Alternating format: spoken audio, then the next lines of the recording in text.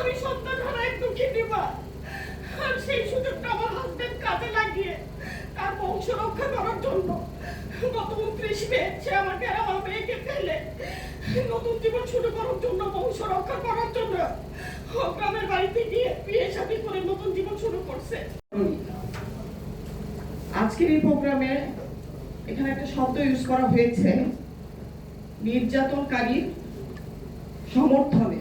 আমি এই শব্দটা শুনে বা দেখে আমার ইনভাইটিং কার্ডে আমি এখানে চলে আসছি। জি, নির্যাতনকারী ব্যক্তি। হ্যাঁ, ঠিক আছে, যাই হোক। তো আমার ছেলে, একমাত্র ছেলে, আমার একটি ছেলে একটি মেয়ে। ছেলেটা আমার বড়। ও 2024 সালের এইচএসসি পরীক্ষার্থী ছিল। 5টা পরীক্ষা দেওয়ার পর ওর একটা বড় গ্যাপ হয়। আমার ছেলে গ্রামের বাড়িতে থেকে পড়াশোনা করতো, দাদার বাড়ি থেকে, আর আমরা জীবন জীবিকার তাগিদে ঢাকায় থাকতাম। তো দেখা গেছে যে 5টা পরীক্ষা দেওয়ার পর, আরো একটা কথা বলে রাখি, আমি একজন শিক্ষক মানুষ। আমি একটা কলেজে অনেকদিন পড়িয়েছি, 8 বছর পড়িয়েছি। তো আমার ছেলে যেহেতু গ্রামে আর আমি ঢাকায় আছি, আমি একটা বেসরকারি কোম্পানিতে জব করতাম সেই মুহূর্তে। আর আমার মেয়েটা ছিল ছোট, আমার মেয়েটারও পরীক্ষা চলছিল এদিক দিয়ে। তো ছেলেটা যেহেতু একটা বড় একটা গ্যাপ পেয়েছে 5টা পরীক্ষা দেওয়ার পরে, তখন আমি ওকে ডেকে নিই যে বাবা তুমি চলে আসো। আর আমি তো ওকে ছোটবেলা থেকে আমি ওকে পড়িয়েছি। আর এই মুহূর্তে ও আমার দূরে আছে, আসলে এটা আমি মেনে নিতে পারছি না। আমার বড় একটা গ্যাপ পেয়েছে, আমি ওকে একটু গাইড করবো, এই জন্য কি আমি আমার কাছে ডেকে নিই। তো আমার ছেলে বড় গ্যাপটা পেয়ে চলে আসে আমার কাছে। আমার বাসা ছিল 20 বিশ্ব রোডে। আমার ছেলে আমার কাছে আসার পরে ওই মহরমের বন্ধের দিন 17 জুলাই ওই দিন আবার ও চলে যায় মিরপুরে ওর খালার বাসায়। বলছে যে মা আমি একটু খালাতো ভাইদের সাথে দেখা করে আসি। আমি ওকে কিন্তু সেদিন অনেক নিষেধ করেছি। 16 তারিখ 16 তারিখ আমি অফিস থেকে দেখেছি যে দেশের ঢাকার অবস্থা ভালো না। আমার অফিস ছিল বনানী চেয়ারম্যান বাড়িতে। ওকে আমি নিষেধ করেছি। নিষেধ থাকা সত্ত্বেও আমি অফিস থেকে ফিরতে ফিরতে এসে দেখি যে ও বাসার নিচে চলে আসছে। আমি ওর হাত ধরে আমি বাসায় নিয়ে যাই, ওকে নিষেধ করি, কিন্তু ও নিচে নেমে আসে। আমি আর জানি না যে ও চলে আসবো। ওকে কিন্তু আমি টাকাও দেইনি যে ও 20 বিশ্ব রোড থেকে মিরপুরে যাবে। কিন্তু দেখা গেল যে ও হেঁটে হেঁটে নাকি সেই খালার বাসায় চলে যায় মিরপুর 2-এ। ওখানে গিয়ে আমাকে ফোন দেয় যে আমি তো খালার বাসায় চলে আসছি। তো যাই হোক, আমি ওকে নিষেধ করি যে চলে যখন গেছো তখন কিন্তু ঘর থেকে বের হয়েও না। তারপর 17 জুলাই তো সেই আবু সাইদের মৃত্যুর এই খবর আমরা দেখছি। তারপর আমার ওখানে কুড়িলে, তারপর বসুন্ধরা প্রাইভেট ইউনিভার্সিটিগুলো, তো ওখানে খুব খারাপ অবস্থা ছিল। 17 জুলাই আমার ছেলে ওই খালার বাসার ঘরের ভিতরেই ছিল। 18 জুলাই ও আমার বাসায় চলে আসবে এই উদ্দেশ্যে বের হয়েছে, এবং ও নাকি রাতে প্ল্যান করছে ওর খালাতো ভাই ইউনিভার্সিটি পড়ুয়া ওর বন্ধুদের সাথে যে ও আন্দোলনে সক্রিয়ভাবে অংশগ্রহণ করবে। আর ওই দিন রাতেই 17 জুলাই রাতে ওর ফেসবুক স্ট্যাটাসগুলো আপনারা দেখলে বুঝতে পারবেন যে কতটা আন্দোলনের সাথে সক্রিয় ছিল, কিন্তু সে আমাকে বলেনি। 18 জুলাই ও ওর ভাইদের সাথে বা ভাইয়ের বন্ধুদের সাথে ও বের হয়েছে। বের হয়ে আমার ছেলেটা বিকাল 5টার দিকে আমার ছেলে গুলিবিদ্ধ হয়। আমার ছেলের চোখের ভিতর দিয়ে একটা গুলি ওর ব্রেনের ভিতর ঢুকে গেছে।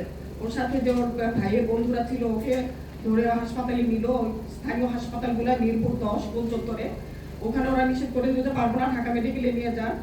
ওখান থেকে ঢাকা মেডিকেলে নিয়ে গেল 18 তারিখ। আমার হাজবেন্ড ছিল আমাদের গ্রামের বাড়িতে। ওকে আমি ফোন দিলাম, তখন নেটওয়ার্কও বন্ধ, ইন্টারনেটও বন্ধ করে দিচ্ছে। আমার হাজবেন্ড অনেক কষ্ট করে ওর একটা বোনের ছেলেকে নিয়ে অনেক কষ্ট করে ময়মনসিংহের ঈশ্বরগঞ্জ থেকে আস্তে আস্তে দেখা গেছে যে রাত 2টা বেজে গেছে। এদিকে আমার আত্মীয় স্বজন, আমার বোনের হাজবেন্ডরা, তারপর আমার বোনের বাচ্চারা ওকে নিয়ে হাসপাতালে দৌড়াদৌড়ি। ওখানে গিয়ে দেখে আমার হাজবেন্ড, আমার ছেলে একদম নিথর দেহে পড়ে আছে, ইমার্জেন্সিতে আছে, বাট ওর শরীরে প্রাণ নাই। ওরা ডক্টরকে জিজ্ঞাসা করার পর বললো যে আপনি আল্লাহকে ডাকেন, আল্লাহ পারবেন, ওর তো জ্ঞান নাই, জ্ঞান আসলে আমরা গুলিটা বের করবো, অপারেশন করবো। 18 জুলাই গেল, 19 জুলাই সেদিনও তো কারফিউ। আমি সকাল ভোরবেলা, আমি তো ছোট বাচ্চা, আমার মেয়েটা আছে, আর আমাকে সবাই নিষেধ করতেছে যে তুমি পারবা না, রাস্তার অবস্থা খুব খারাপ। আমি তো মা, আমার মনটা তো পড়েছিল আমার ছেলের কাছে, কিন্তু আমার ছেলে যে এত বড় আঘাত পেয়ে পড়ে আসছে আমি এটা বুঝতে পারিনি। আমি ভাবছি যে হয়তো হাতে পায়ে আঘাত পেয়েছে, আমার ছেলে সুস্থ হয়ে ফিরে আসবে। 19 তারিখ আমি একদম ভোরে, সারা রাত তো ঘুমাতেই পারিনি, আল্লাহর কাছে দোয়া করেছি যে আল্লাহ আমার ছেলেটাকে তুমি ফিরে দাও, আল্লাহ আমার জীবনের বিনিময়ে আমার বাচ্চাটাকে ফিরে দাও। আমার বাচ্চাটা ছিল আমার প্রাণ। আমার ছেলে ছিল না, আমার ছেলে তো একটা লক্ষ্মী ছেলে ছিল। ও আমার ঘরে মেয়ের কাজ সবকিছু করতো, আমাকে ও হেল্প করতো, আমাকে এতটা ভালোবাসতো। এই ভালোবাসা আমি এখন কোথায় পাবো? আমার বাচ্চাটাকে আমি গিয়ে দেখি 19 তারিখ সকালবেলা ও একদম নিথর দেহে পড়ে আছে। আমি তো দেখো আমার বাড়িটা তো আমার বাচ্চা না, আমার বাচ্চা কত চঞ্চল, 18 বছরের একজন কিশোর ছেলে, ওই কিভাবে পড়ে আছে, আর আমি ওকে স্পর্শ করছি, আমার স্পর্শ অনুভব করে দেয়, আমাকে মা বলে ডাকি দেয়, মামনি বলে ডাকি দেয়। আমি নার্স ডক্টরদের বললাম যে আমাকে 2 রাকাত নফল নামাজ পড়তে দেন এখানে আমার ছেলের পাশে। তারা বের বলে পড়ে। আমি নামাজ পড়ার লেগে আমার ছেলের জীবন ভিক্ষা চাইলাম, কিন্তু পেলাম না। 19 তারিখ সারাদিন গেল, আমি নিজে অনেক অসুস্থ, আমার ডায়াবেটিসের পেশেন্ট, আমার প্রেশার অনেক গেছিল সেই মুহূর্তে। আমার হাজবেন্ড, আমার মামুদের ছেলে বললো যে বাসায় চলে যাও, তুমি এখানে থাকলে তোমাকে আমরা দেখবো নাকি ছেলের কাছে কোনোদিন করবো। আমার হাজবেন্ড জোর করে আমার মায়ের বাসা উত্তরে দামকে রেখে আসলে 19 তারিখ সারাদিন থাকলে, আমি তো থাকলে কি হবে, আমার ছেলে তো আমার মনটা পড়ে আছে ওইখানে। 19 তারিখ একইভাবে আমার ছেলে পড়েছিল। 20 তারিখ তো কারফিউ ছাড়বে 12টায়, 2 ঘন্টার জন্য। ওখান থেকে আমি একা একা, কেউ মানে বের হতে সাহস পাচ্ছে না, আর বলছে না যাবোই আমার ছেলের কাছে। 20 তারিখ যখন আমি রাস্তায় ছিলাম, রাস্তা দিয়ে আমার ননদের ছেলে ফোন দেয় যে ও তো শাহরিয়ার তো চলে যাচ্ছে আমাদেরকে ছেড়ে, আমি একা সিএনজিতে একজন মা ছেলের কাছে যাচ্ছে, আর রাস্তায় যদি এই সংবাদ শুনে, আর রাস্তায় কিছু কথা চেক করতেছে, ভাবাই দিতেছে আমাকে। আমি যে কিভাবে গেছি আমার বাচ্চার কাছে, আমার বাচ্চাকে গিয়ে দেখি যে ওরা সব যন্ত্রপাতি খুলে ফেলতেছে। এভাবে 20 তারিখে আমার ছেলে আমাদেরকে ছেড়ে চলে যায় এই ফ্যাসিস্ট বাহিনীর নির্যাতনের দ্বারা।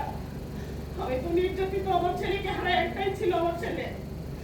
আমি আজকে এখানে আমাদের মূল উদ্দেশ্য হচ্ছে আসার, আমি আরেকটা নির্যাতনের শিকার হয়েছি, এটা আপনাদের কাছে শেয়ার করার জন্য। ফ্যাসিস্ট বাহিনী আমার পুত্রকে নিয়ে গেছে, আমার সন্তানকে নিয়ে গেছে।